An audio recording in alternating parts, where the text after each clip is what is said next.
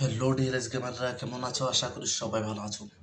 অবশ্যই সবাই টাইটেল এবং থাম্বনেল থেকে বুঝে গেছো আজকে আমরা কি নিয়ে কথা বলতে যাচ্ছি। কারণ আজকের বিষয়টা খুব ইম্পর্টেন্ট।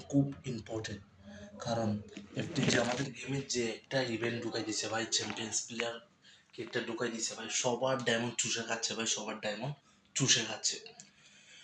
তো আমি তোমাদেরকে দেখে দিব, তোমরা ডায়মন্ড ছাড়াও তোমরা এই ফ্রি পেয়ে যাবা অনেক প্লেয়ার, চ্যাম্পিয়ন্স প্লেয়ার। আসলেই সত্যি, কারণ তোমরা পুরো ভিডিওটা দেখলে বুঝতে পারবা তোমরা কেমনি ফ্রিতে পাবা প্লেয়ারগুলা। তাহলে বলে দিই কীভাবে ফ্রিতে পাবা তোমরা। আর তোমরা কেউ ডায়মন্ড নষ্ট করবে না দয়া করে, কারণ এই চ্যাম্পিয়ন্স প্লেয়ারগুলো আরও 25 থেকে 26টা দিন পর্যন্ত আমাদের গেমে আছে, দেখতে পারতেছো তোমরা অলরেডি। তাহলে এতদিন আমাদের হাতে সময় থাকার পরেও কেন আমরা এত তাড়াতাড়ি গিয়াগুলো নিয়ে নিব?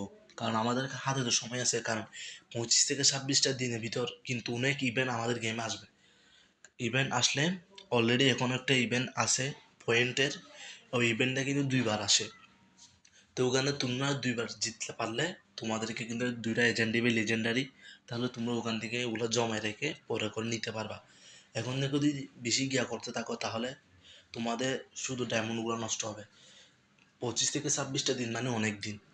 তাই তোমরা ওগুলো জমা রাখো ডায়মন্ড, এবং 25 থেকে 26 দিন পর্যন্ত ওয়েট করো, অর্থাৎ 24 থেকে 25টা দিন ওয়েট করো।